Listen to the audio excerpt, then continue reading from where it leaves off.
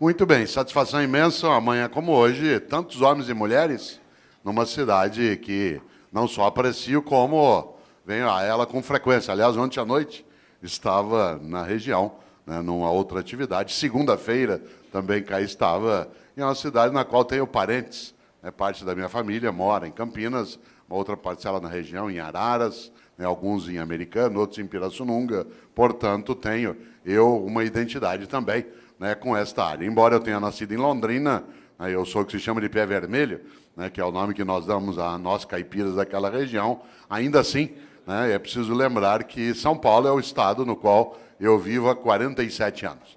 E esse estado, sem dúvida, não só me acolheu, como nele eu tenho a honra de viver, atuar, e tive, inclusive, o gosto imenso de, na capital paulista, ter sido secretário de Educação, né, municipal, e, portanto, isso me honra bastante também na minha trajetória. Campinas, então, mais ainda. Afinal de contas, como lembrou o nosso presidente da Câmara, nós estamos nos juntando aqui hoje com tanta gente para pensar alguma coisa que não é individual, não é de natureza egoísta, não tem a finalidade de fazer com que você e eu vençamos a qualquer custo. Ao contrário, quando a gente tem esse plenário da Casa do Povo, né, com homens e mulheres, a transmissão também pela nossa TV Legislativa, a capacidade de nós termos aqui um auditório com uma estrutura, com uma expressão que nos traz à tona algo que é decisivo. Isto é, não foram chamados ou chamados aqui hoje para aprender a como vencer as outras pessoas,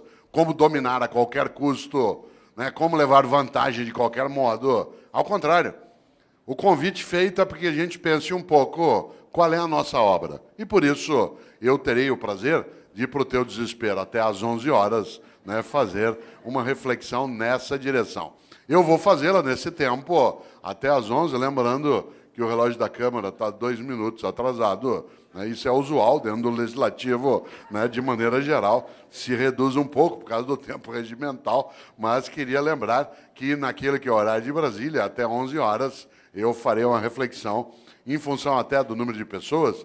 Não vou abrir um debate ao final e vamos aproveitar esse tempo, né, para uma percepção. Dentro disso, ao final, às vezes, alguma outra pessoa costuma querer conversar e poderemos fazê-la na saída, embora eu mesmo tenha que sair logo depois, às 11, não também de maneira intempestiva, violenta, mas preciso sair porque eu tenho outra atividade aqui em Viracopos, aliás, dentro do aeroporto, né, com parte dos funcionários federais, né, que atuam ali na área de alfândega, na área da receita, tudo aquilo que no nosso cotidiano envolve homens e mulheres que no serviço público querem pensar o tema da ética. Isto é, você já imaginou, homens e mulheres que se interessam a algo que nos honra imensamente, aquilo que faz com que a gente proteja nossa decência. Por isso, título dessa reflexão: qual é a tua obra? Aliás, essa é a pergunta. Qual é a tua obra? Quando você se for, e você se vai, o que vai ficar? Qual é o teu legado? Qual é o meu legado? Qual é a tua herança? Qual é a minha herança? O que é que nós vamos deixar? O que é que você e eu deixaremos que não estrague, não apodreça e não seja objeto de disputa odiosa? Porque muita gente deixa coisas que geram fratricídio. Por isso é uma grande questão. Eu gosto muito de um poeta gaúcho chamado Mário Quintana, muita gente o conhece, é um homem estupendo, que deu um azar danado, morreu há 20 anos, na mesma semana que o Ayrton Senna. E quando você é alguém muito importante, mas alguém famoso morre perto, você desaparece do circuito. Tanto que tem gente que não sabe que Mário Quintana morreu, né? Outros talvez nem de que ele viveu. Né? E Mário Quintana, um homem especial, inclusive com uma grande qualidade. Ele morreu solteiro, com quase 88 anos de idade. E ele tem a melhor resposta que eu já vi para não se casar. Todas as vezes que alguém perguntava a Mário Quintana, mas por que o senhor nunca se casou? Ele dizia: sempre preferi deixar dezenas de mulheres esperançosas do que uma só desiludida. Que é um argumento ecológico, é um argumento que nos ajuda, né, a pensar um pouco. Pois bem, Mário Quintana tem uma trova especial. Ele disse: um dia pronto, me acabo. Seja o que tem de ser, morrer, que me importa? O diabo é deixar de viver. Olha só, um dia pronto, me acabo. Seja o que tem de ser, morrer que me importa, o diabo é deixar de viver. E quando que você e eu deixamos de viver? Quando a gente tem uma vida pequena, banal, fútil, inútil, superficial. Afinal de contas, nós somos mortais. Isso significa que nós não temos a eternidade para ter uma obra que honre uma vida para que ela não se apequene. No livro Qual é a Tua Obra, aqui mencionado, que aliás dá título a esta palestra, eu menciono também um autor britânico do século XIX chamado Benjamin Disraeli. Benjamin Disraeli foi, inclusive, o primeiro-ministro da Rainha Vitória. Benjamin Disraeli diz o seguinte: a vida é muito curta para ser pequena. A vida é muito curta para ser pequena. Já basta que ela curta seja para que eu consiga apequená-la de algum modo.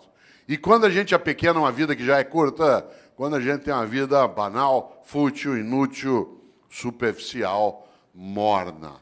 Interessante. Nós temos hoje aqui um grande grupo de homens e mulheres que no campo do município ou do estado atua na atividade pública, isto é servidor. É aquele ou aquela que tem uma capacidade imensa de fazer algo especial, ganhar a vida cuidando de vida. Você quer coisa mais honrosa do que ganhar a vida cuidando de vida, mas não da própria vida. Também da própria vida, mas do conjunto da vida numa comunidade, numa cidade, num estado. E nesta hora, quero lembrar algo. De fato, a vida é muito curta para ser pequena. Nós estamos quase terminando o mês de novembro. Esse mês teve, no dia 2, a lembrança por parte de uma parcela dos cristãos que criaram o seu dia de finados. O dia de finados tem uma finalidade: fazer com que você e eu nos lembremos de algo especial, que mortais somos. Aliás, você sabe que nós somos o único animal que é mortal. Porque, embora todos os animais morram, nós somos o único que, além de morrer, sabe que vai morrer. Por exemplo, teu cachorro está dormindo sossegado agora. Teu gato está lá, numa boa. Você, desde que eu falei, está pensando. Por isso, nós não somos só mortais. Nós sabemos disso e o fazemos desse modo. Olha que coisa boa. Por isso, eu queria lembrar exatamente nessa direção. O dia 2 de novembro, para alguns, lembra exatamente a ideia de finados. E é interessante porque este mês, curiosamente, ele é o penúltimo mês do ano. Mas ele nem sempre foi assim. Olha que coisa. Aliás, se o teu filho te perguntar, por que o mês de novembro é o mês 11? O que o mês de dezembro é o mês 12? O que você vai responder?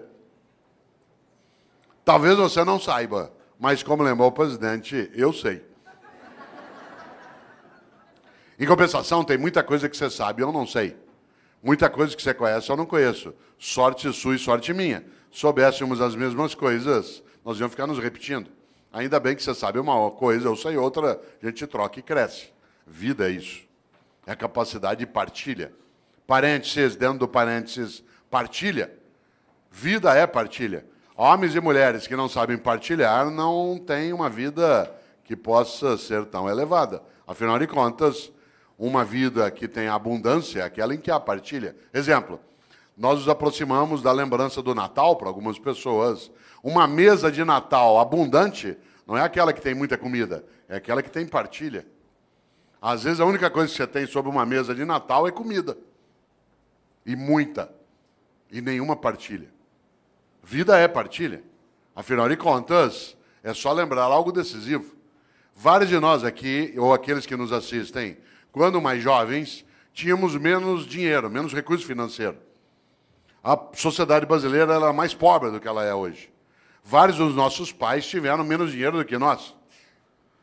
Vários dos nossos tínhamos menos recurso. O país ele foi elevando a nossa capacidade de renda. Claro que ainda longe daquilo que a gente deseja e merece, mas absolutamente superior ao que já tivemos há 40, 50 anos. Portanto, vou contar uma coisa que quem é jovem talvez não imagine. Vários de nós, quando mais jovens, a gente ia almoçar no domingo na casa de um irmão, do pai, da mãe, de um parente. Não tinha possibilidade de fazer um almoço se cada um não levasse alguma coisa. E aí vinha um milagre magnífico na vida. Cada um de nós levava um pouquinho. Mas na hora de ir embora, todo mundo levava mais do que tinha trazido.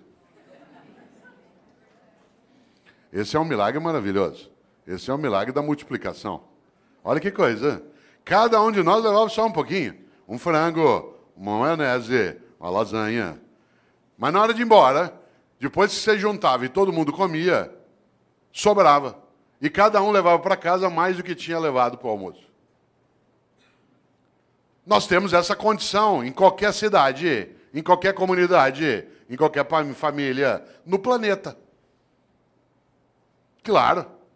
Nós só não o fazemos no dia a dia porque uma parcela ainda tem uma ética absolutamente individualista, exclusiva, malévola, deletéria, destrutiva, predatória.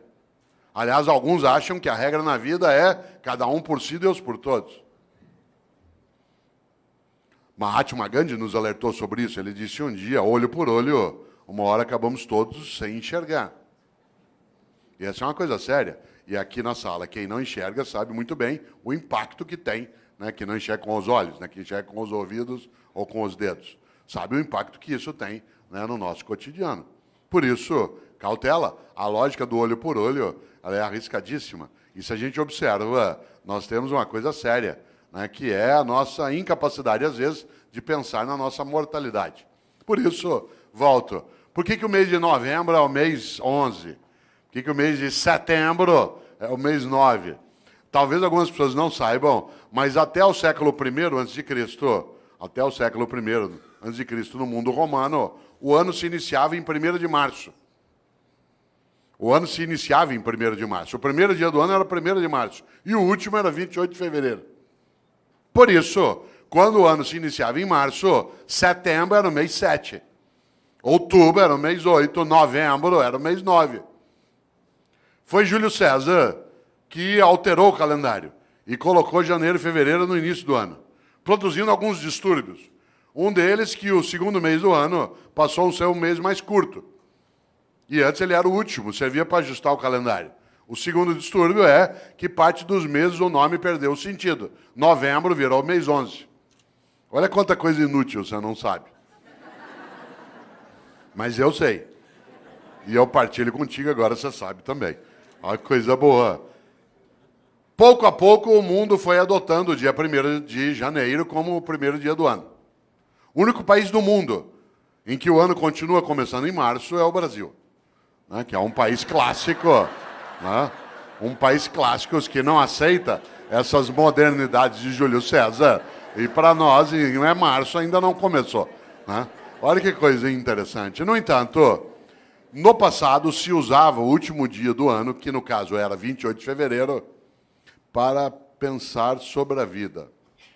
Você sabe que a palavra fevereiro ela vem de uma divindade etrusca, o nome do mês, de uma divindade etrusca que é Februa. Februa é a divindade da purificação, da queima, da febre. Porque a febre, ela purifica. Isto é, ela faz com que haja a anulação daquilo que não serve e a proteção daquilo que serve. Nesta hora, quero lembrar algo. Os antigos, no mês de fevereiro, usavam o final do ano para pensarem sobre o que tinham feito e o que deveriam fazer. Nós passamos a fazer isso com dezembro. Quando se aproxima 31 de dezembro, alguns e algumas têm o hábito de pensar naquilo que fizeram.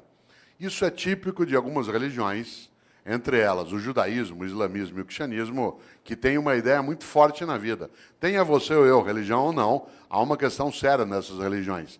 Elas têm uma coisa chamada juízo final. Na crença dessas religiões.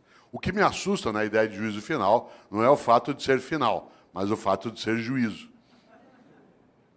Porque na crença dessas religiões, insisto, acredite você ou não, essa é uma questão tua privada, há algo decisivo. Elas acreditam que ao final da tua existência, a divindade vai te chamar no canto e falar, vem aqui para um particular. Seguinte, durante a tua vida, por que é que fez o que fez? E por que é que não fez o que não fez? Aliás, por que é que fez o que fez do modo como fez? E por que é que deixou de fazer o que deveria ter feito? Essa é uma pergunta séria.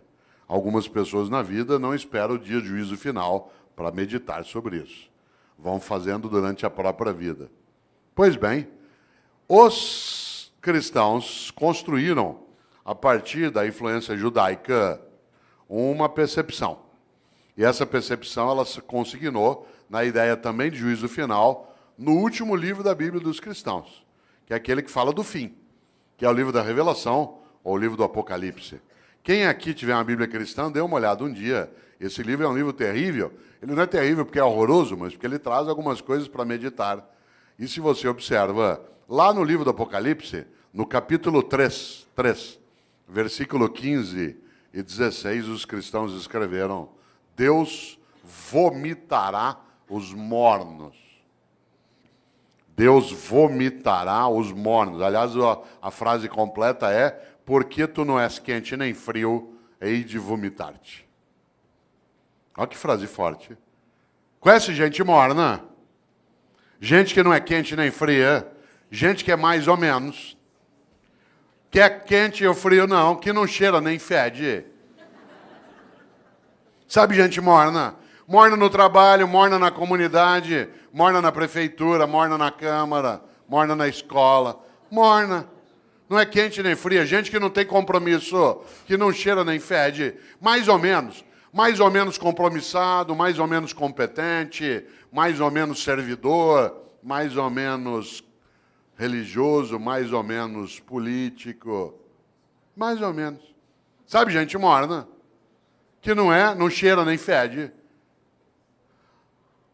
Deus vomitará os mornos. Sabe aquela pessoa que é morna? Morna no casamento. E aí, como é que está o casamento? Tá ruim com ele, pior sem ele.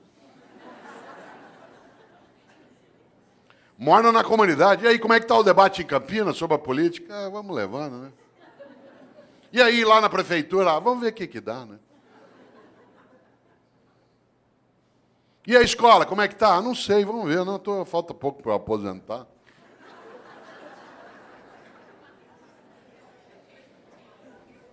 Deus vomitará os mornos. Gente que é morna na amizade. Você vai apertar a mão dela, com licença, ela dá só a pontinha do dedo. Você aperta aquela minhoca desmilinguida. Você vai abraçar, a pessoa abraça meio de lado, meio parece que tem nojo. Sabe gente que economiza afeto? Pessoas que esquecem que afeto e conhecimento é uma coisa que se você guardar, você perde. Afeto e conhecimento, guardou, perdeu. A única maneira de ter afeto e conhecimento é repartir. Gente que é morna na cidade, morna no casamento, morna no serviço público. Morna, não é quente nem fria. É morna na religião. Conheço gente, por exemplo, que vai a um culto ou a uma missa. Um dos meus sobrinhos é pastor presbiteriano aqui em Campinas. E às vezes a gente brinca, né, sobre isso, curiosamente. Porque tem gente que vai a um culto ou a uma missa e escolhe o horário da missa, por exemplo, pelo tamanho rápido que ela tem. Se eu vou à missa das 10, naquela igreja que o padre faz uma missa rapidinho. Então vai para quê? Ou você acha que teu Deus é tonto? Você chama ele de todo-poderoso e ele não sabe que você escolheu uma missa curta. É um Deus palerma. Atenção. Deus vomitará os mornos. A vida é muito curta para ser pequena. Já basta que ela curta seja para que eu consiga apequená-la de algum modo. E quando é que você e eu apequenamos a vida? Como eu disse, quando ela é uma vida superficial, banal, fútil, inútil. Eu cortei ela no dia que eu me for. E eu me vou. E você também. Mas eu não quero ir. Eu quero ficar. Lamento. Só tem um jeito de ficar. Se você fizer falta. Eu tenho um livro chamado Viver em Paz para Morrer em Paz. E nesse livro eu faço uma pergunta na capa, que eu queria fazê-la aqui agora. A pergunta é: se você não existisse, que falta faria? Não pense nisso numa sexta-noite após beber um pouco. Se você não existisse, que falta faria? Por exemplo, tem gente que faz uma falta imensa. Tem gente que faz uma falta imensa na tua vida. Alguém que te criou, alguém que te apoiou, alguém que estava contigo. E tem gente que não faz falta nenhuma. Teve gente que não vai poder ir ao teu Natal porque não está ou já morreu, vai fazer uma falta imensa. E tem gente que não vai e vai te dar uma alegria imensa. São aqueles que nos dão o agradável prazer da ausência delas. Já imaginou? Cuidado! Você sabe que morrer é ser esquecido. Você, quando faz falta, não é esquecido.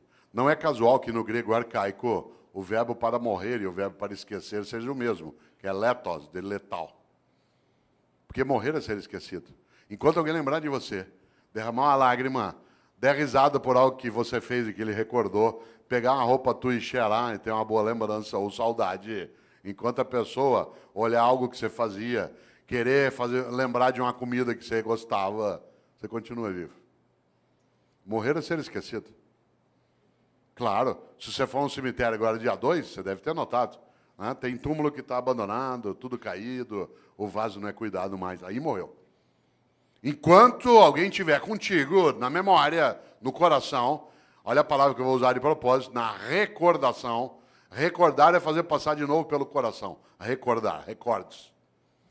Você continua vivo. Interessante. Há pessoas que morrem em vida, porque são banais, fúteis, inúteis, e não fazem a menor falta. Tem gente que nos faz, repito, uma falta imensa. Só tem um jeito de fazer falta. Para fazer falta na vida, você tem que ser importante. Não confunda importante com famoso. Tem muita gente que é importante e não tem a menor fama, e tem muita gente que é absolutamente famosa e não tem a menor importância. Uma pessoa importante é aquela que faz falta. Por exemplo, enquanto nós estamos aqui agora, tem uma auxiliar de enfermagem no hospital da Prefeitura do Estado que está lá tirando as escaras de alguém que está em coma há 3 meses. A pessoa nem sabe que está sendo cuidada. Aquela pessoa é absolutamente importante, aquela enfermeira. Tem alguém que está ajudando a cuidar do abastecimento em Campinas, que está agora numa repartição, fazendo nota de empenho para a gente poder ter reforma na escola, poder ter via pública estruturada. Tem alguém que está numa Câmara Municipal ajudando a preparar projetos. São pessoas absolutamente importantes, mas que não são, de maneira alguma, famosas. A fama passa. Eu, Cortella, às vezes eu sou famoso, depende da semana, do programa de televisão que eu participo. As pessoas passam a semana inteira, te vi na televisão, te vi na televisão. Eu estava agora em novembro, no programa da Fátima Bernardes, a semana inteira falaram, te vi na TV, vou estar lá agora dia 10 de novo, 10 de dezembro. Aí eu sei, semana inteirinha, te vi na Fátima, depois de uma semana, vai embora. Claro. A fama passa, a importância fica. Só tem um jeito de ficar, ser importante. E a importância você constrói onde você está. Na família, no governo, no legislativo, numa atividade de natureza privada, numa escola. Afinal de contas, uma pessoa importante é aquela que fica nos outros. Olha aqui para mim, se você puder. Parênteses, por que eu disse olha para mim, se você puder? Porque há pessoas entre nós que não enxergam com os olhos. E eu não posso dizer, olha aqui para mim, porque isso significa que eu estou excluindo pessoas. Há pessoas que não ouvem com os ouvidos, elas ouvem com as mãos. E por isso eu não posso, no meu cotidiano, esquecer disso, porque do contrário, eu acabo tendo uma obra que é parcial. Por isso, olha que interessante, volto a esse pedaço. O que é alguém que é importante? Olha para mim se você puder. É alguém que eu levo para dentro. O gesto que eu estou fazendo é da mão em direção ao peito. Que eu levo para dentro.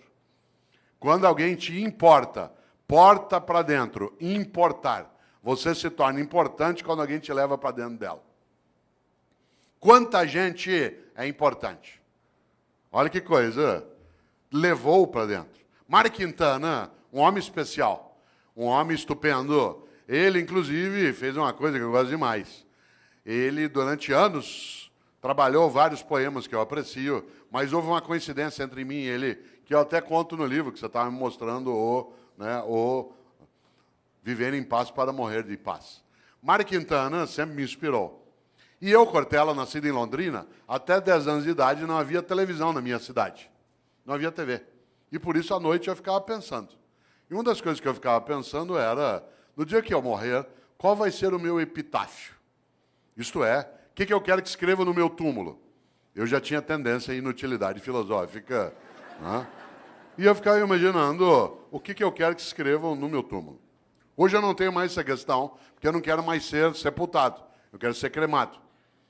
Essa é uma decisão individual, mas eu acho a cremação mais ecológica, inclusive. Muito mais adequada.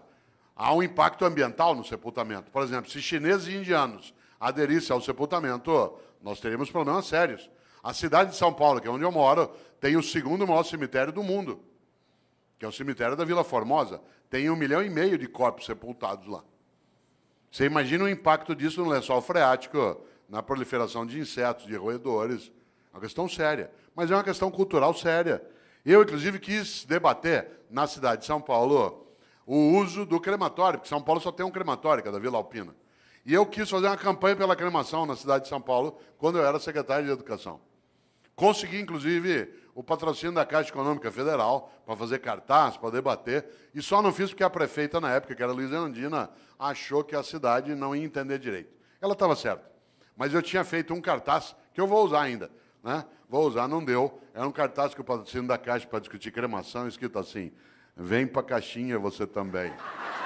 Certo? Mais claro, né? Mais claro impossível. Eu, claro, hoje não quero mais ser sepultado, mas quando eu queria, eu ficava imaginando qual seria. Aliás, minha mãe, que é uma pessoa, como várias das mães de alguns aqui, absolutamente importante, mas não é famosa, ela é contrária à cremação. E como toda mãe, ela acha que ela é eterna. Porque ela não quer desistir de cuidar. Essa é a obra dela. E há uma coincidência gostosa em casa. Ela nasceu no dia 5 de março e eu também. Eu nasci no dia do aniversário dela. Família organizada, faz planejamento estratégico. Né? E uma coisa boa é que nós fazemos aniversário, claro, no mesmo dia e acontece uma coisa evidente. A comemoração é sempre junto. E você sabe que aniversário a gente fala de vida e de morte, por causa da idade. E no aniversário que ela fazia 84 anos, o ano passado, né? Ela fazia 84 anos, nós estávamos em volta, netos, bisnetos, todo mundo ali, alguns dos meus filhos, e eu lembrei para um dos filhos algo na hora do almoço. Falei, vocês não esqueçam, né, que papai quer ser cremado, não quer ser sepultado. Minha mãe, aos 84 anos de idade, virou e falou assim, eu não vou deixar você ser cremado. Claro, é Highlander. Por quê? Por uma razão, quem ama não desiste. Quem ama não desiste. Quando você está começando a desistir de algo, é porque você está começando a deixar de amar. E é interessante, porque qual é a suposição? Que ela vai adiante e vai cuidando. Nessa hora, volta a um polo, nesse pedaço. Eu, em Londrina, um dia cheguei ao epitáfio que eu queria. Aí eu sosseguei. Encrenca. Há 8 anos eu fui a Porto Alegre, cidade a qual eu vou com frequência, e todas as vezes que eu lá vou, visito as coisas do Mário Quintana. Porque ele viveu 27 anos finais de vida num hotel no centro de Porto Alegre, que foi fechado, vendido, se transformou ali na Casa de Cultura Mário Quintana. E eu lá fui, como faço sempre, há 8 anos. E pela primeira vez, eu nunca tinha feito isso, não é proibido. O quarto em que ele viveu, ficou lá a escrivaninha dele, a mesa, né, o guarda-roupa, os livros dele. E aí eu cheguei lá e comecei a mexer no caderno do Mário Quintana. Não é proibido. De repente, quase caí sentado, porque ele houvera anotado no caderno qual era o epitáfio que ele queria para o túmulo dele. E eu quase caí sentado, porque ele tinha escolhido para o túmulo dele a mesma coisa que eu tinha escolhido para o meu. Claro que ele não copiou de mim. Né? Mas nós tivemos uma inspiração assemelhada. Sabe o que Mário Quintana mandou escrever no túmulo dele? A maior verdade que eu conheço. Ele mandou escrever no túmulo dele algo que parece piada, não é. Ele mandou escrever no túmulo dele, eu não estou aqui. Olha que coisa maravilhosa. Eu não estou aqui. Eu não estou aqui. Onde está Mário Quintana? Em nós. Na amizade que repartiu, na solidariedade que ofereceu, na felicidade que construiu, na solidariedade que protegeu, na sexualidade que assumiu, na religiosidade que praticou. Onde está Mário Quintana? Em nós. Por isso, a vida é muito curta para ser pequena. E eu, Cortella, no dia que eu me for, e eu me vou, e você também. Eu quero ficar. Só tem um jeito de ficar, na minha obra. Porque eu sou mortal, mas eu não preciso ser inútil. A minha mortalidade é presente, mas a minha vida não precisa ser desperdiçada. Por isso, lembra esse fato. No dia que eu me for, eu quero ficar. Só tem um jeito de ficar, nas outras pessoas. Eu sou professor há 40 anos. Parte da minha obra é exatamente isso. Alguns aqui são servidores públicos há 15, 20 anos. A tua obra é aquilo que você faz no dia a dia para ajudar a proteger essa comunidade. Outros trabalham em tribunais de conta. A tua obra é exatamente a cuidar daquilo que é o recurso público, da lisura da vida, da capacidade da decência. Alguns atuam no legislativo, outros no executivo, outros atuam no executivo dentro da atividade docente, né, dentro de uma escola, outros no hospital, outros num conselho, outros cuidam de família. Qual é a finalidade? Não ser inútil. É interessante isso, porque se você observa, de fato, volto eu e insisto, a vida é muito curta para ser pequena.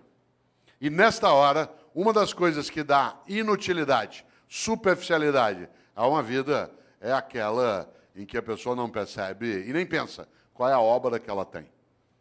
Eu, no livro Qual é a Tua Obra, conto uma experiência relacionada a serviço público meu direto.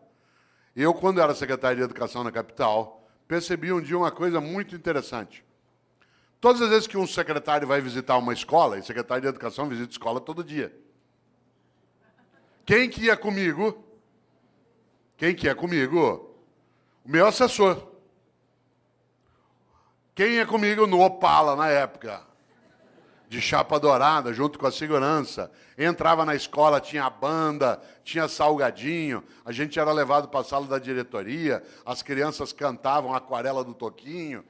Eu tenho trauma até hoje, de tanto ouvir a Aquarela do Toquinho. Dava 2, 3 vezes por dia. Um dia eu falei isso pro Toquinho, eu falei, Toquinho, eu adoro tua música, mas eu tenho trauma dessa. Quem que ia comigo? A pessoa já convertida. Isto é, aquela que era do projeto político, que tinha entrado no mandato. E, portanto, já estava previamente convencida de qual era a finalidade do que se fazia. Quem é que não entendia direito o que fazia? O servidor do dia a dia. Isto é, no andar que eu era secretário, lá no fundo tinha uma cozinha, onde ficava Dona Maria, sim, uma pessoa real, que fazia café o dia inteiro para servir no gabinete do secretário, porque a gente vai recebendo pessoas e tomando café. No mesmo andar, lá no fundo, ficava um rapaz que tirava cópia xerográfica. No andar de baixo ficava a contabilidade, onde se fazia a nota de empenho. Sabe o que a Dona Maria achava que ela fazia na Secretaria de Educação? Café. Sabe o que o rapaz que tirava a cópia xerográfica achava que fazia na Secretaria de Educação? Tirava a cópia xerográfica. A moça que fazia nota de empenho achava que o trabalho dela era fazer nota de empenho. O que ela não tinha visão? Da obra. E por isso eles estavam na rotina do dia a dia. A rotina. Não havia um entusiasmo. Um dia eu decidi mudar essa lógica. E decidi que, em vez de ir comigo visitar a escola, com banda, com merenda, com criança, com tudo, em vez de ir quem já estava convertido, era melhor levar pessoas do dia a dia da secretaria. E aí eu passei a avisar. Quem vai comigo agora nas visitas vai ser o pessoal do dia a dia do gabinete, que tem as várias atividades. A primeira que foi comigo foi Dona Maria. Com uma novidade. Primeiro, andar no carro do secretário. Segundo, no banco de trás. Terceiro, joelho com joelho. Com batedores da Polícia Militar na frente, como é na capital às vezes, ou da Guarda Metropolitana. E ao chegar na escola comigo, não só privar de uma conversa, que não tinha que ser comigo, eu estou falando da simbologia da autoridade. Né? Chegar lá na escola, em vez dela ir fazer o café e servir, ela ia ser servida. E ela entrava e via a banda, e via as crianças, e via a reforma da escola. Vocês não fazem ideia. Quando a Dona Maria voltou, a partir dali era outra Dona Maria. De repente, ela entendeu uma coisa, que o que ela fazia na Secretaria de Educação não era café, era educação. E aquilo que ela fazia, que o jeito dela de fazer educação era fazer café, virava escola, criança, cidadão atendido. No dia seguinte, eu levei o rapaz do Xerox que passava o dia inteiro naquela máquina fazendo aquele gesto. E ele ficou boquiaberto, porque ele não fazia ideia que o que ele fazia não era tirar cópia, o que ele fazia era educação escolar. E o jeito dele fazer educação escolar era nos ajudar, tirando cópias. Vocês precisam ver a moça, né, que fazia nota de empenho. Ela imaginava que a tarefa dela era passar o dia ali fazendo nota de empenho. Quando ela viu que as notas de empenho viravam reforma, criança, comunidade, criança brincando, estudando, ela ficou boquiaberta. O que ela não tinha entendido? O propósito. O propósito, isto é, qual era a obra dela? A obra não era fazer nota de empenho, era construir educação escolar numa comunidade, usar os recursos de maneira adequada para elevar a vida. A partir dali, tanto faz quem era o governo. Porque, de maneira geral, o funcionário do dia a dia, ele não adere a projetos de governo, porque o governo é eventual. Mas quando ele tem clareza da obra, que ele vê, por exemplo, que uma Câmara Municipal está sendo reestruturada para que ela tenha maior capacidade de servir a população e honrar o recurso, tanto faz quem é o presidente. Se há uma adesão por parte de quem está no dia a dia como servidor, na saúde, na educação, no transporte, na segurança, nas secretarias meio, na área de gestão, administração, muda o jeito de fazer. Aliás, aconteceu comigo uma coisa, eu vou contar, não quero que pareça arrogância nem autoelevação, mas ela é muito bonita. Você sabe que quando o governo vai terminando, as pessoas à sua volta, que são da máquina, vão rareando, porque ele não é maluco. Ainda mais que no governo que eu estava, quando houve a eleição, o meu grupo político perdeu a eleição. E outro grupo, o adversário, venceu a eleição. Isso significa que os últimos 2 meses de governo era já com a possibilidade de entrar quem era contrário e quem estava saindo. Vocês imaginem, se bobear, não chega nem café. Que é uma questão de sobrevivência da máquina. Ela não se compromete, às vezes, com quem está saindo, porque ela vai passar 4 anos com quem está chegando. Pois bem, isso não aconteceu conosco. E não é porque éramos nós, e nem porque as pessoas aderiam ao tipo de projeto político que se tinha, mas eles começaram a entender aquilo que era o projeto de cidadania, do qual ele estava envolvido, que independia do governo eventual que estava ali. A tal ponto que aconteceu uma coisa curiosa. Quando, da posse do novo governo, eu fui dar posse ao novo secretário. Estava ele e todo o staff dele aqui. E nós estávamos saindo lá de cá. E o auditório lotado, na época era na Avenida Paulista, lotado de servidores que estavam ali para a posse de quem chegava e a despedida de quem partia. Pois bem, aconteceu uma coisa que até hoje eu me arrepio de lembrar, e não tem a ver só comigo, tem a ver com o projeto em geral. Na hora que eu terminei a minha fala e transmiti o cargo, é a hora de quem perdeu sair e honrar aqueles que vão comemorar a vitória e o governo deles. E, portanto, eu me levantei e toda a minha assessoria, Campos Filho, levantou junto. Claro. E aí eu fui saindo. Quando eu fui saindo, todos os servidores levantaram e fizeram um corredor polonês. Fizeram uma fila dos 2 lados e nós fomos saindo e eles foram batendo palma.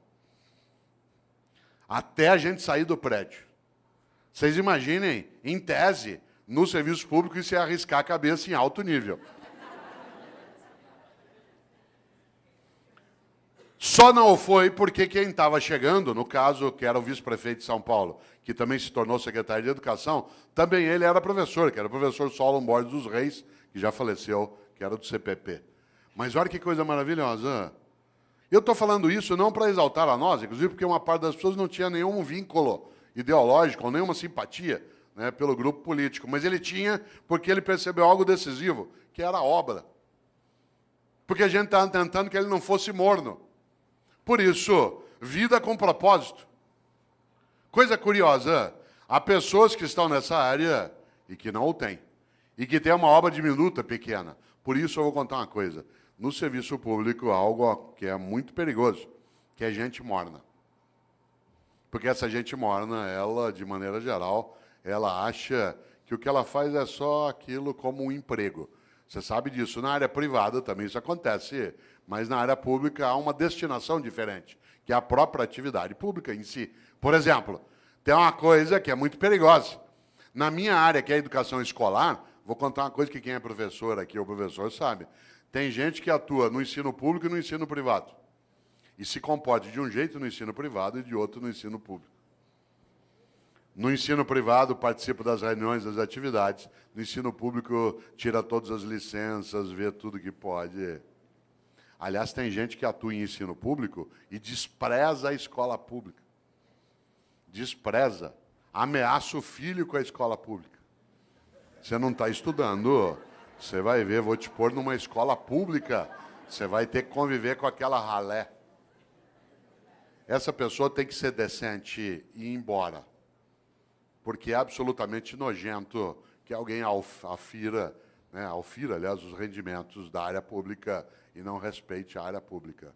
É absolutamente nojento receber aquilo que se tem sem que se respeite quem paga. É absolutamente nojento imaginar que se possa ganhar o sustento em algo que se despreza. Isso é comum.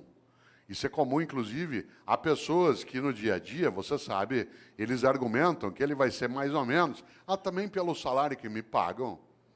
Você já imaginou esse princípio aplicado ao corpo de bombeiros? Tua casa está pegando fogo, já apagaram a sala, a cozinha. De repente, você olha, o bombeiro está enrolando as mangueiras, guardando. Fala, onde você vai? Ué, 5 horas, é o meu horário. Então, mas está pegando fogo lá. Não, mas ó, é o meu horário, me paga até essa hora. Já imaginou um cirurgião no hospital fazendo uma sutura de apêndice? Tem que dar 20 pontos na sutura, ali no teu ponto de Mike Barnes, para poder fechar direitinho, porque não tem equipamento para fazer laparoscopia. O que ele faz? No 8º ponto, fala, vou parar aqui mesmo, pelo que me pagam. 8 pontos tá bom já. Você já imaginou? Você sabe que há pessoas que se conduzem desse modo no cotidiano. Obviamente que eu não estou falando de trabalhar sem remuneração, estou falando de outra coisa. Da capacidade de entender o quanto que a vida é muito curta para ser pequena. E algumas pessoas se apequenam no modo como se relacionam na atividade que desenvolvem. Por isso, volto eu aqui a uma questão, você que ainda tem um tempo de desespero até 11 horas. Qual é a tua obra? Quando você se for, e você se vai, e eu também, o que vai ficar? O que vai ficar que não estrague, não apodreça? E repito, não seja objeto de disputa odiosa. Isto é, o que você e eu fazemos que honra nossa própria existência? Interessante. Uma das coisas mais marcantes quando se pensa em gestão e liderança é gerir para elevar a vida coletiva. Atuar de maneira que não seja cínica. Ética não é cosmética. Ética não é cosmética, não é uma coisa de fachada. Desse ponto de vista, claro, se nós imaginamos o propósito daquilo que fazemos, é a nossa capacidade de ganhar importância. Eu já observei, você também, várias situações em que algumas pessoas, elas não deveriam estar naquela atividade, especialmente em alguns ramos da atividade pública, porque ela, primeiro, não merece que o povo pague o salário dela, porque ela finge, e segundo, ela despreza aquele lugar. Mas há outras pessoas que, é claro, merecem muito mais do que recebem. Há outras pessoas que, de fato, têm que ser honradas no dia a dia, na atividade pública, mas nem sempre. Afinal de contas, como você bem lembra, há uma coisa aí que é decisiva, que marca, inclusive, nossa percepção. A ideia que se tem até, né, e que não pode, de maneira alguma, ser deixada de lado de pessoas que não querem se apequenar. Curioso. Quem aqui é professora ou professor, se você acabou de entrar na atividade de docente, se você é um funcionário novo na Câmara ou na Prefeitura, vou te dar um conselho. Se você quiser ter uma vida que seja relevante, que cresça, ouça o que eu vou dizer. Afaste-se de funcionário velho. Afaste-se de funcionário velho. Aproxime-se de funcionário idoso. Não confunda idoso com velho. Idoso é uma pessoa que tem bastante idade. Velho é aquele que é morno, que acha que já sabe, que não precisa mais se mexer. Afaste de professora velha na escola. Sabe como é que é professora velha? Idosa é uma pessoa de 65, 70, 80 anos de idade. Velho é aquele que é morno. Quer ver um exemplo? Você chega numa escola cheia de ideias, quer fazer coisas, a professora velha fala assim, ih, sossega aí. Com o tempo você vai aprender. Quando você estiver no meu tempo de serviço público, você vai ver. Sossega, fica na tua. É só mudar governo, as coisas voltam ao que era. Afaste de funcionário velho. A pessoa velha, ela faz mal. Ela é homicida. Isto é, ela assassina as condições de vida coletiva numa comunidade. Se ela estiver na atividade pública, pior ainda. Você já imaginou? Aproxime-se de gente idosa. Gente idosa quer aprender, frequenta a escola, vem para debate, lota um auditório na Câmara. Os que têm mais idade aqui, alguns perguntariam, tal como eu, o que você veio fazer? Quero continuar aprendendo, sabendo, indo buscar. Há pessoas que acham que já sabem. Ah, não, para quê? Ao contrário. Por isso, atenção. Há um grande pensador que muitos conhecem aqui, chamado Padre Antônio Vieira, um grande português que viveu no Brasil. Padre Antônio Vieira começa um sermão dizendo: o peixe apodrece pela cabeça. O peixe apodrece pela cabeça. Já viu um peixe apodrecer? Ele apodrece da cabeça para o resto do corpo. E há pessoas que apodrecem pela cabeça. Isto é, uma cabeça que é morna, fútil, banal, inútil. Afinal, o que é vida? A vida é curta para ser pequena, e é curta mesmo, 75 anos. É a nossa média hoje. 75 é nada. Para alguns que são jovens aqui, 75 é muito. Para vários de nós, é depois da manhã. Quando você tem 30 até 70, é. Agora não. Muda muito. Eu tomei um susto outro dia, vereador, porque eu fui fazer uma compra por internet. E eu tinha acabado de receber um cartão de crédito novo. E aí eu fui pôr, na hora que pediu a data de validade do cartão, eu fiquei parado olhando. O cartão tem mais validade que eu. Quando o teu cartão tem mais validade que você fica olhando aquilo. Claro, 75 é pouco. Minha mãe, 85 anos de idade, domingo me falou assim, filho, hoje lá na igreja uma velhinha me falou, eu falei, mãe, defina a velhinha. Ela fala, ela deve ter uns 87. Fala, bom. Claro. O que é vida? Guimarães Rosa, grande médico, escritor mineiro, colocou lá no Grande Sertão. Viver é muito perigoso. Viver é perigoso, de fato. E nascer, então? Já imaginou como é difícil nascer? Tanto que a natureza é sábia, ela tira de nós a memória do nascimento e dos primeiros 3, 4 anos de vida. Porque é tão impactante sair do útero que a gente é apagado da memória para não sofrer. O lugar mais seguro que você já teve no universo é o útero da tua mãe. Tanto que quando você está mal, você quer voltar para lá. Você estava lá 8 meses e meio, numa boa, sem fazer nada. Meio líquido, nós adoramos meio líquido. Você estava lá balançando, não tinha que respirar, era alimentado automaticamente por um tubo, não tinha quase ruído, não tinha luminosidade, não havia contato, a temperatura era sempre equilibrada, homeostática. Melhor lugar do universo que você já teve. Tanto que quando você está mal, você quer voltar para lá. Você perdeu um amigo, perdeu alguém, perdeu um amor, você quer ficar no escuro, deitado, com o joelho em direção ao peito. Posição fetal. Você olha no hospital para pessoas com problemas mentais, nuas no pátio, deitadas assim, encolhidas. Claro, você estava lá numa boa, sossegado. De repente, depois de 8 meses e meio, esvaziou o líquido. E você começou a sentir contrações à tua volta. E foi escorregando, escorregando, escorregando. E alguém te segurou. E você sentiu contato pela primeira vez. Te ergueu, tirou do útero. Tinha luz no ambiente. O ruído aumentou, mudou a temperatura. E a pessoa te ergueu, te deu um tapa na bunda. E aí você fez o primeiro gesto fora do útero, que é... Porque o último vai ser... Entre a primeira vez que você faz e a última que você faz, tem vida. Por isso que é bom não desperdiçar isso. E tem gente que desperdiça humilhando pessoas, sendo hipócrita, fingindo, desviando. Olha só. E ainda tem uma encrenca, dura só 75 anos. Divididos do seguinte modo: do 0 aos 25 você está se montando. Tua estrutura física, psíquica, relacional, cognitiva, reprodutiva. Dos 25 aos 50, você está reproduzindo outros humanos e trabalhando em alta intensidade. E dos 50 aos 75, você se prepara para o desembarque. Do 0 aos 25 monta, dos 50 aos 75 desmonta. Não ria. Vocês vão chegar lá. Quem está nessa fase como eu, você sabe que você está nela, porque cada dia não tem o café da manhã, tem menos comida e mais caixinha de remédio.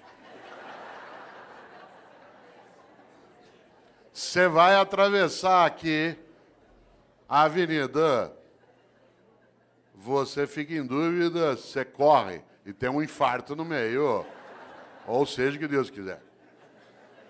Olha só, quem diria? Você sabe que você está nessa fase quando cada dia você tem menos bíceps e mais pânceps.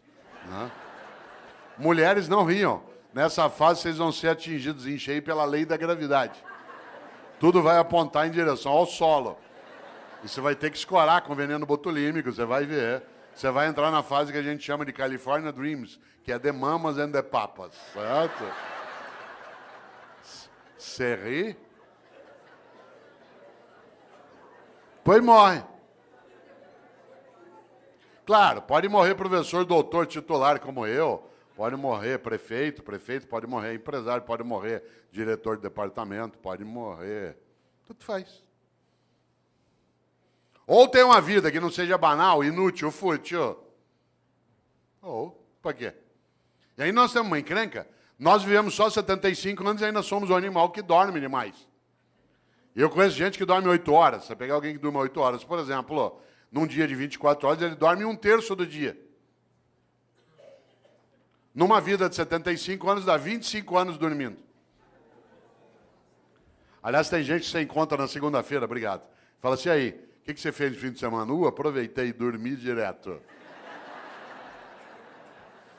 Tô louco para chegar ao feriado para eu dormir uma semana, obrigado. Chama-se animal racional, olha só. Nós não somos só um animal que dorme demais, nós somos um animal que come demais. Cada um de nós come, de acordo com a FAO, a área da ONU que cuida de alimentos, 1,5 kg por dia de alimentos. 1,5 kg dia de sólidos, líquidos e gasosos. 1,5 kg, não é tanto. Por exemplo, você já comeu hoje, vai comer daqui a pouco, depois toma um lanche, uma latinha de refrigerante de 300 ml tem 300 gramas. Hoje até 11 da noite você já comeu mais do que 1,5 kg. Como tem fome no planeta, alguns de nós comemos mais do que isso, para dar essa média. 1,5 kg. Ao final de uma vida de 75 anos, 1,5 kg dia dá 42 toneladas de alimentos. 1,5 kg vezes 75 anos. Enquanto você estiver vivo, você vai deglutir 42 toneladas de alimentos do planeta. Claro, nós somos um animal que não tem só sistema digestório, nós temos sistema excretório também. E por isso, para o planeta não sair do eixo, a lei de Lavoisier tem que imperar. Cada um de nós também libera diariamente 1,5 kg de dejetos, sólidos, líquidos e gasosos. O que ao final de uma vida dá 42 toneladas de excrementos. Quando você se for, o planeta não será mais o mesmo. Você terá deglutido 42 toneladas dele e deixará como herança às próximas gerações 42 toneladas de excrementos. Qual é a tua obra?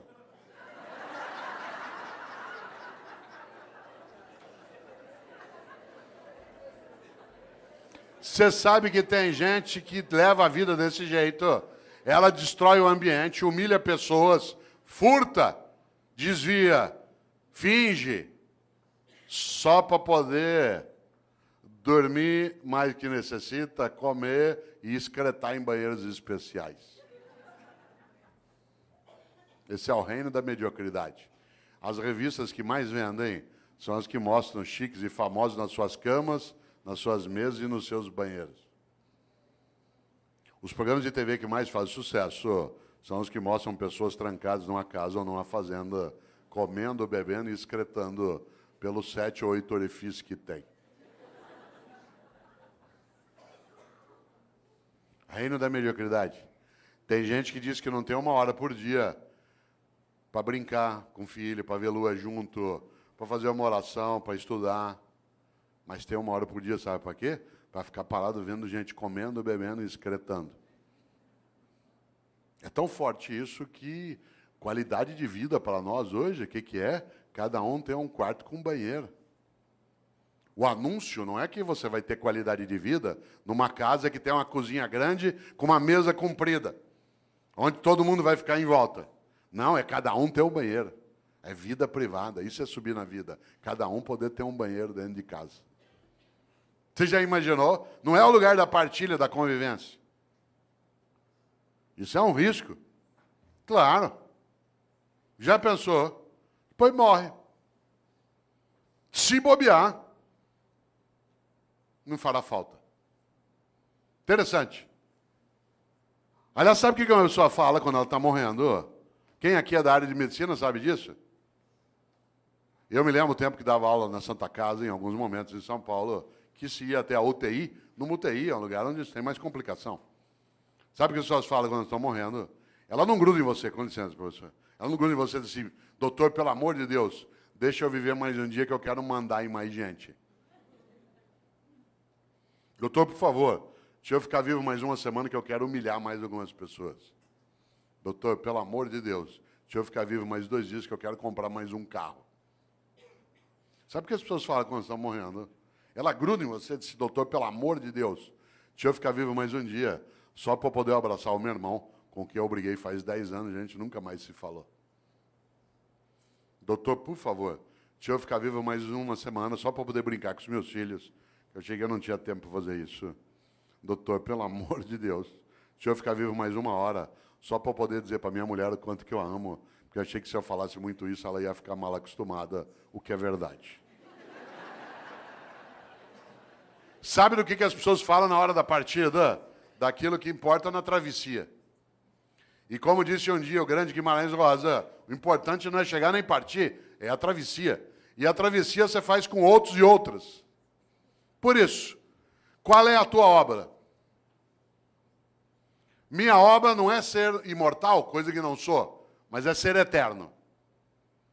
E eu não sou eterno do ponto de vista religioso, eu sou na obra que deixo, naquilo que ajudei a fazer naquela cidade, naquela família, naquela repartição, naquela secretaria, naquele legislativo. Algo que no dia que eu partir, e eu partirei, e você também, que eu não tenha medo de me perguntarem por que fiz o que fiz. Você já imaginou?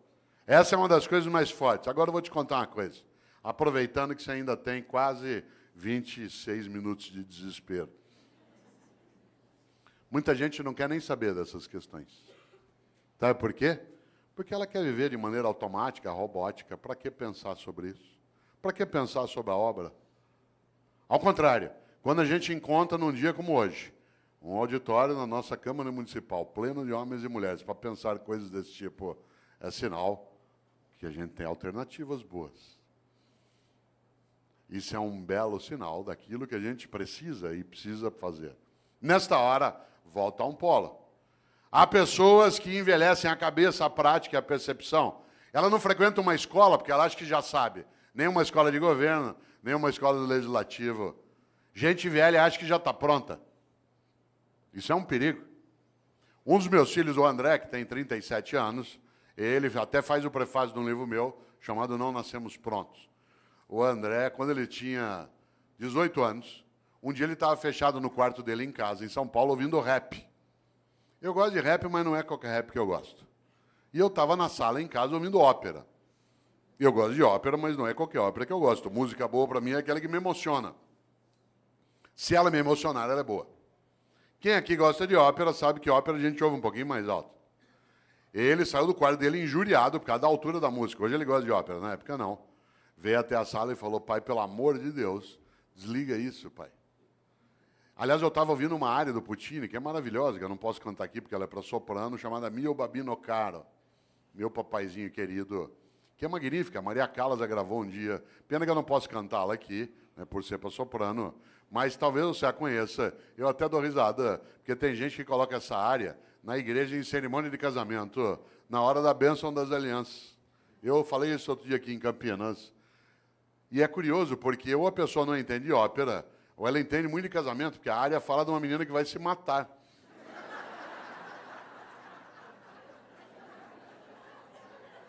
Você sabe que a coisa mais perigosa que existe na vida é incompetente com iniciativa.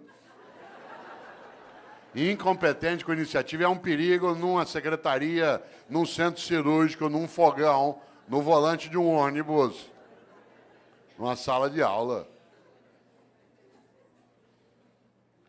Você já pensou?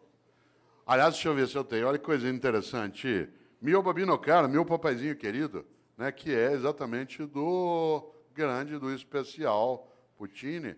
E é gostoso, porque talvez aqui nessa sala tenha gente que tenha colocado essa música até um dia no casamento. Não vou. Se você fez isso, fique tranquila e quietinha. Quer ver? Ó, vamos ver se tem. Olha que bonito. Quer ver? Ó.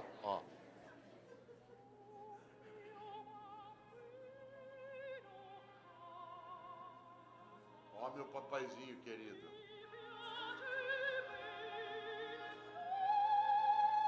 Tenha piedade de mim. Eu aqui na beira da Porta Rossa, né, em Florença. Ou se o senhor me dá esse anel de noivado, eu me mato. E a pessoa põe na hora da bênção das alianças. Deve ser premonição. Eu ouvindo ópera, ele ouvindo rap, ele saiu do carro e falou, pai, pelo amor de Deus, desliga isso, pai. Hoje ele gosta de ópera. Falei, André, que pena, você aos 18 anos de idade já está ficando vítima da indigência mental. Você aos 18 anos de idade fechou tua cabeça para aquilo que é diferente do que você já conhece. Você aos 18 anos de idade acha que o único modo de fazer as coisas é como você já fazia. Você aos 18 anos de idade ficou impermeável à renovação do teu conhecimento. Você aos 18 anos de idade acha que a única trilha a ser caminhada é aquela que você já caminhou. Você aos 18 anos de idade está ficando refém da pobreza das ideias. Ele falou, pai, você está ficando louco. Eu falei, André, eu estou ficando louco, você está ficando velho. Insisto, não confunda idoso com velho. Idoso é uma pessoa que tem bastante idade. Velho é aquele que acha que já faz o que pode. Por isso, cuidado na atividade de gestão, na área pública, na área privada, mas essencialmente na área pública, no executivo, no legislativo.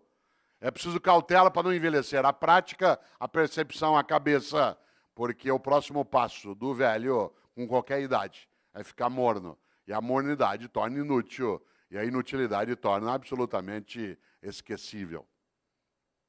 Claro, quem é o grande padroeiro dos velhos? Especialmente na atividade de gestão. Especialmente no campo público, que eu também tenho experiência. Quem é o grande padroeiro? Não são grandes homens e mulheres que lutaram para a vida ter mais sentido. Sabe quem é o grande inspirador de gente velha? De gente que é morna? É o Mendes Sá. Lembra-se do Mendes Sá? Um dia uma professora de História do Brasil dava aula sobre os governos gerais, falou sobre o Tomé de Souza, falou sobre o Duarte da Costa. Quando estava falando sobre o Mendes Sá, viu um aluno distraído lá no fundo e para pegá-lo, claro, virou e falou assim, Paulo, o que fez Mendes Sá? Ele disse, fez o que pôde. Cuidado com o Mendes Sá. Gente, nós temos que ter mais relevância naquilo que a gente faz aqui na nossa gestão. Eu faço o que eu posso. Gente, nós temos que ter um nível maior de eficácia na atividade pública. Eu faço o que eu posso. Gente, nós temos que dar uma destinação mais sólida para o recurso originário do povo. Eu faço o que eu posso. Cuidado. Essa é a falência da ação. É a admissão da síndrome do possível. No Brasil tem uma coisa chamada síndrome do possível, que é um perigo. Quer ver um exemplo? Você leva teu carro no mecânico hoje à noite aqui em Campinas, diz, olha, meu carro está com um barulho estranho. Ele diz, vou fazer o possível. Você vai ao médico e diz assim, doutor, eu estou com uma dor no pâncreas. Vou fazer o possível. Você chega para um funcionário, olha, eu precisava disso, vou fazer o possível. Você desanima. Imagine que você está aqui agora, você sabe que ainda faltam 21 minutos para você se libertar de mim, você começa a se irritar, você tem coisa séria para fazer, de repente você começa com uma dor, uma cólica no baixo ventre, que vai para lá e para cá, tua perna direita começa a tremer, você começa com um pouco de sudorese, ânsia de vômito, calafrio, isso é sinal de apendicite. A gente pega você, leva para um hospital aqui perto, afere tua temperatura, vê que você está com indício, te para anestesia, vai levando para o centro cirúrgico, você vai deitado no corredor, vendo passar aquele teto branco na maca. Aí você gruda na mão do médico e diz assim, doutor, vai dar certo a operação? Ele diz, vou fazer o possível.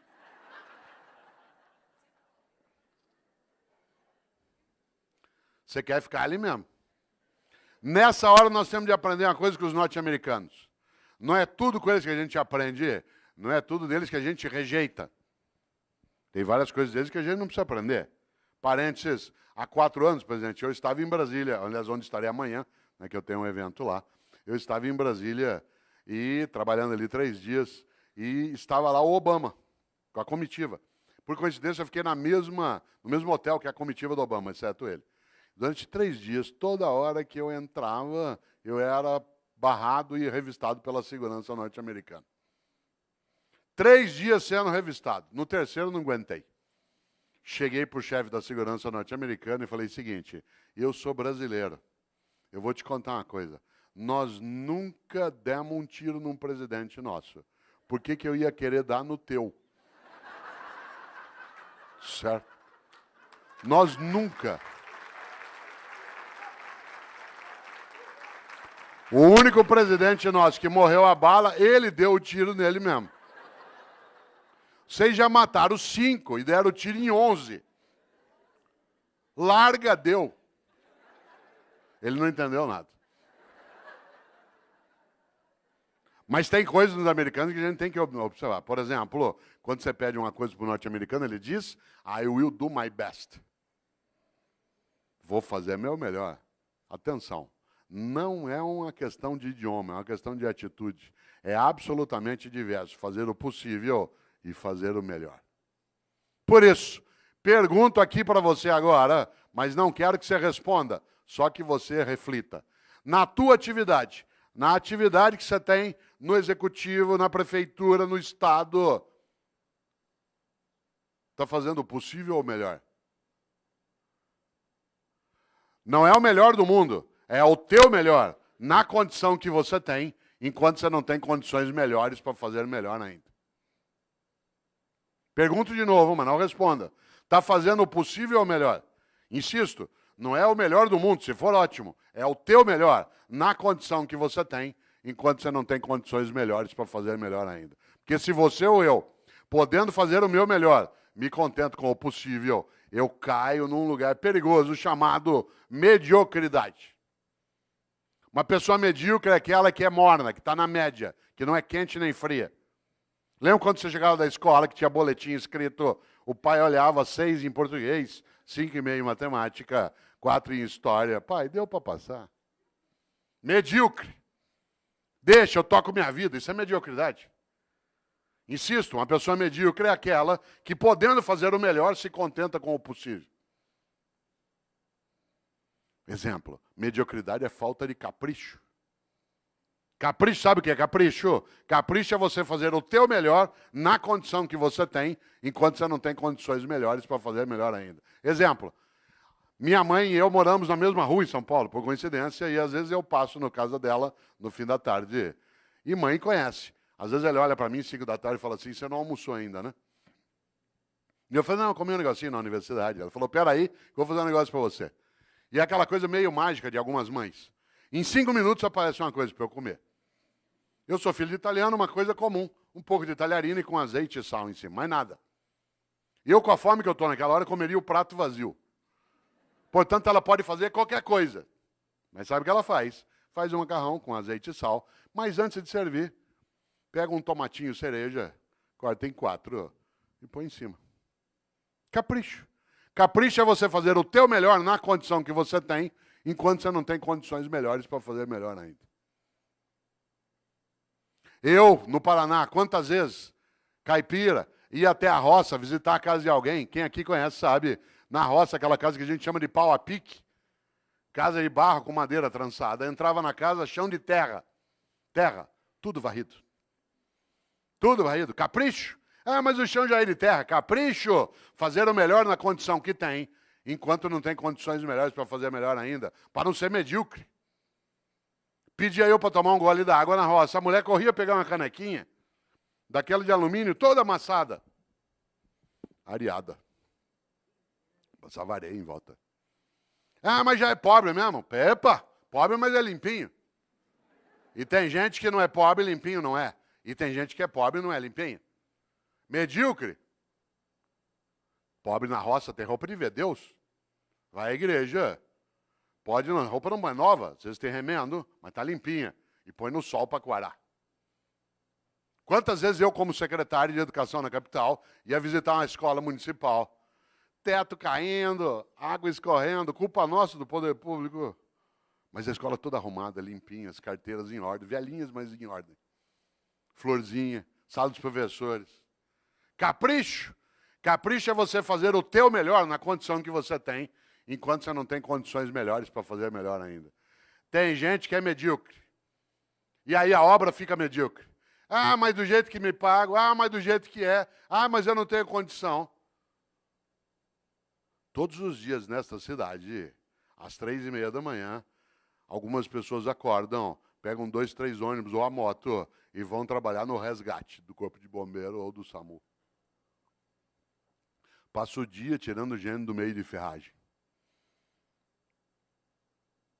Para ganhar no fim do mês 3.200, 3.400.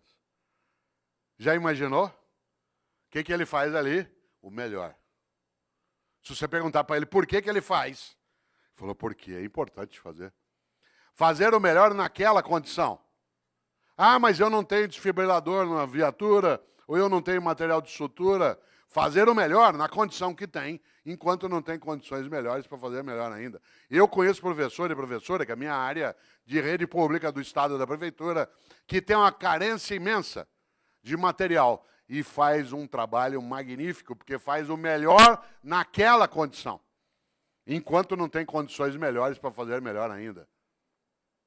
Há pessoas que, em nome da condição, degradam a ação, em vez de ter um trabalho que é concomitante. Luta para melhorar as condições e vai fazendo melhor com aquelas que tem. Ah, mas aqui é assim, eu faço o que eu posso. Por isso, cautela. Quero aproveitar agora esses teus 13 minutos de desespero para pensar um pouco uma ideia dentro disso. Para a vida ter propósito, para você e eu não termos uma vida banal, fútil, inútil, superficial.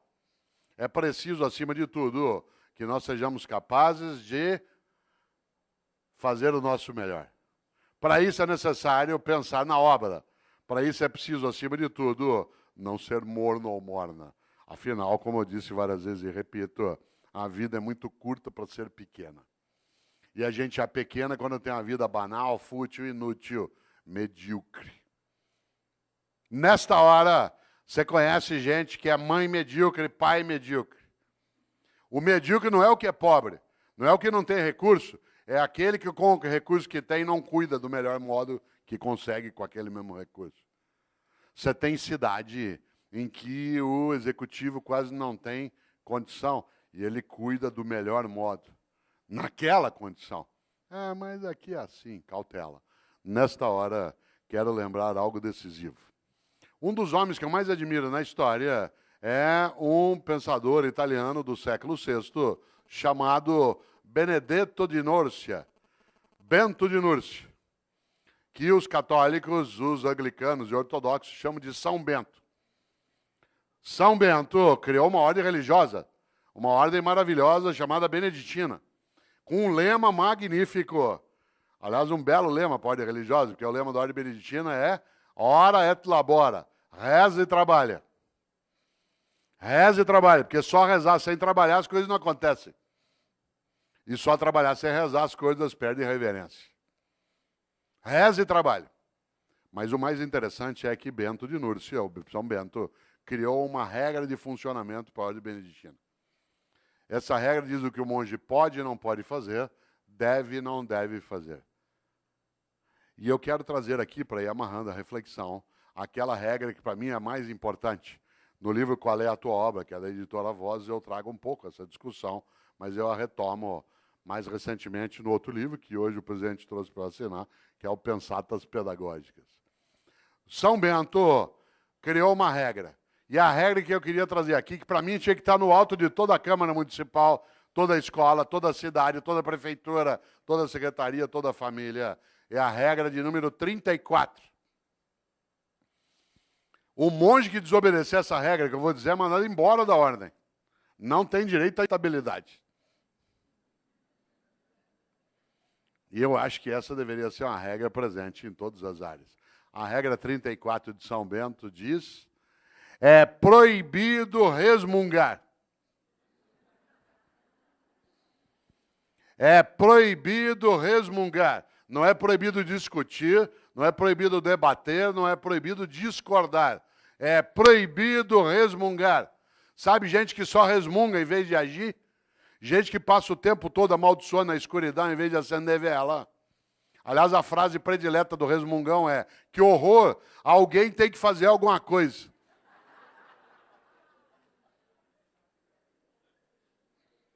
É proibido resmungar. Não é proibido discutir, debater e discordar. Mas o resmungão é medíocre. Aliás, todo resmungão é vagabundo. Toda resmungona é vagabunda. E a melhor maneira de não precisar fazer nada é acreditar que nada pode ser feito. Por isso, todo vagabundo e toda vagabunda tem uma característica: é pessimista. Aliás, é tão vagabundo que nem chama a si mesmo de pessimista, chama de realista. Porque a melhor maneira de não precisar se mexer é achar que não há nada que vale mexer. Por isso, todo vagabundo ou vagabunda é pessimista e prefere acreditar que nada pode ser feito. Tudo que você propõe, ele diz, não vai dar certo. Vamos fazer uma escola legislativa e não funciona. Vamos fazer uma escola de governo, para quê? Vamos mexer na organização da Câmara, vamos estruturar um Tribunal de Contas no Estado que cada vez mais possa dar decência ao recurso coletivo. Isso aqui no Brasil. Opa! O pessimista é, acima de tudo, alguém que se aproxima do bandido. Não por escolha, mas por omissão. Como diz uma antiga frase, os ausentes nunca têm razão. Vamos fazer uma palestra para discutir qual é a tua obra e isso não funciona, não vem ninguém. Ó. O que faz o otimista? Tem uma encrenca. O otimista tem que ir atrás, juntar, procurar, chorar, se arrepender, querer largar. Falou, vou largar isso, eu vou sair disso aqui. Para quê? Não funciona. Mas o pessimista, ele tem uma coisa. Ele não tem esforço nenhum a fazer. Aliás, o pessimista, você já notou, a única coisa que ele faz é sentar e esperar dar errado. Aí você fala assim, mas não está dando errado. Ele fala, espera que você vai ver. O otimista tem que estudar, fazer curso, ir atrás, se arrepender, querer largar, juntar com outro, voltar e repensar, chorar de vez em quando. Mas o otimista tem uma grande vantagem. A vida dele não é pequena. Pode até ser curta. Mas olha só, para quê? Não vai funcionar. Para quê? Por isso, atenção, agora que você ainda tem 7 minutos. É proibido resmungar. Não é, repito, proibido discordar, debater. Resmungar, sim. Nós vivemos em 2014 no Brasil uma coisa belíssima. Um debate sério, em vários momentos, em outros nem tanto. Numa eleição, nós não estamos habituados a debater. A tal ponto que metade quase tentou matar a outra metade. Que ele não está habituado ao debate no dia a dia. E nós estamos aprendendo a fazer. Mas nós tivemos coisas que são maravilhosas. São 7 eleições em seguida, num país de 514 anos, primeira vez. Bom demais, democracia é uma coisa que a gente constrói junto. Democracia não é ausência de ordem, é ausência de opressão. Claro que a ordem tem que existir. Democracia não é ausência de ordem, é ausência de opressão. Nesta hora, o que diz o pessimista? Ah, isso não vai funcionar. Olha só. O que faz o otimista? Junta, volta, vai outra vez, se arrepende, se candidata, não quer mais, acha que esse chefe vai liquidar, resiste mais um pouco, vou esperar, quem sabe ele morre. Ué, a natureza também nos ajuda em algumas coisas. O que eu quero dizer com isso? Qual é a tua obra? Quando você se for, e você se vai, e eu também, o que vai ficar? Eu tenho certeza, você não quer ser medíocre, nem eu. A gente não quer ter como nosso patrono Mendes Sá. Eu faço o que eu posso. A gente não quer envelhecer a cabeça, a prática, a percepção, a própria vida. O que a gente quer? Fazer o melhor na condição que a gente tem, enquanto a gente não tem condições melhores para fazer melhor ainda. Diz, mas Cortella dá na mesa, sabe por quê? Porque tanto faz se eu faço o melhor ou não, não vai acontecer nada. Essa é a hora que é necessário lembrar exatamente que é proibido resmungar. Você só terá uma coisa a ganhar se você não for medíocre. Uma vida que não seja fútil, inútil, banal. Afinal de contas, independentemente de existir ou não, um juízo, essa é uma questão individual, vale algo decisivo. De novo, Mário Quintana. Um dia pronto, me acabo. Seja o que tem de ser. Morrer que me importa. O diabo é deixar de viver. Aliás, outro gaúcho, Aparício Torelli, que apelidou a si mesmo de Barão de Itararé, tem uma frase que parece óbvia, não é? Ele dizia, a única coisa que você leva da vida é a vida que você leva. A única coisa que você leva da vida é a vida que você leva. Mas eu queria lembrar, para ir amarrando, algo especial. Um grande homem estupendo, chamado Albert Schweitzer. Um homem que, inclusive, tem influência sobre a cidade de Campinas, porque pessoas que dirigem aqui, o Boldrini, estudaram com Schweitzer e o conheceram também. Schweitzer foi um grande professor e um grande médico. Aliás, ele foi o Nobel da Paz, de 1952. Schweitzer, quando tinha 30 anos de idade, achou que como professor era pouco, que ele queria ser mais importante, não famoso, mais importante. E ele decidiu aos 30 anos de idade fazer medicina. E aí ele foi embora. E 7 anos estudando medicina. Formou-se, sabe o que ele fez? Foi embora para a África, lá para o Gabão. E ficou 50 anos no Gabão, meio século, colocando a vida dele a serviço dos outros. Aliás, no dia que ele morreu, tem uma coisa curiosa. O corpo do Albert Schweitzer está sepultado na Europa, mas o coração está no Gabão. Porque quando ele morreu, o povo do Gabão quis o coração dele, fisicamente. Está sepultado lá no Gabão. Schweitzer, tem uma frase para você e eu não esquecemos, e é a penúltima que direi. Disse Schweitzer um dia, a tragédia não é quando um homem morre. A tragédia é aquilo que morre dentro de um homem enquanto ele ainda está vivo. Olha só, a tragédia não é quando um homem morre. A tragédia é aquilo que morre dentro de um homem enquanto ele ainda está vivo. E o que não pode morrer? A dignidade de uma vida que não seja banal, fútil, inútil, superficial. Mas queria lembrar algo que, aliás, é a última frase do livro Qual é a Tua Obra? Onde está essa reflexão que aqui fiz. Que é uma frase de um francês, que é François Rabelais. Foi monge beneditino. Um homem do século XVI, para quem gosta de literatura renascentista, escreveu Garganto, a Pantagruel. O especial François Rabelais tem uma frase que eu vou dizer 2 vezes. Ele disse, conheço muitos que não puderam quando deviam, porque não quiseram quando podiam. Digo de novo. Conheço muitos que não puderam quando deviam, porque não quiseram quando podiam. A gente quer, pode e deve. Isso significa que a gente consolida algo que é a nossa capacidade de obra. E agora quero concluir lembrando algo. Dizendo a quem chegou de pouco depois que eu não abriria um debate em função do número de pessoas e porque era uma reflexão, mas agradecendo imensamente tantos homens e mulheres que aqui vieram hoje para a gente pensar um pouco como elevar a nossa vida, que já é curta, mas que não precisa ser pequena de modo algum. E que cada um e cada uma de nós saiba, no seu dia a dia, a importância de fazer o melhor, em vez de se contentar com o possível. Afinal de contas, é isso que nos levará a ser importantes, a sermos levados para dentro. Por isso, quero terminar com a frase de alguém que eu acho especial, que é Chico Xavier. Eu não sou espírita, não tenho nenhuma crença reencarnacionista, mas acho Chico Xavier um homem santo. Aliás, se eu tivesse alguma autoridade sobre os católicos, ia pedir para nomeá-lo santo, de tão importante. Ele passou a vida, em vez de resmungar, tentando serenar as pessoas, fazendo o que podia, que era o melhor dele na condição que tinha. Chico Xavier, como sabe aqui os espíritas, tem uma frase que serve para você e para mim, porque alguns dizem assim, mas Cortella, agora é tarde. Chico Xavier dizia, embora ninguém possa voltar atrás e fazer um novo começo, qualquer um pode começar agora a fazer um novo fim.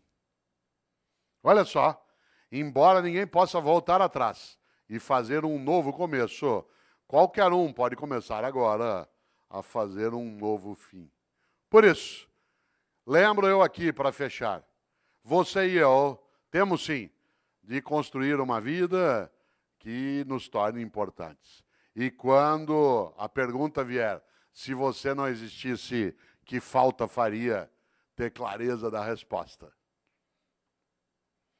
Termino de vez, já disse isso 2 vezes, mas está lá, ó, 11 horas.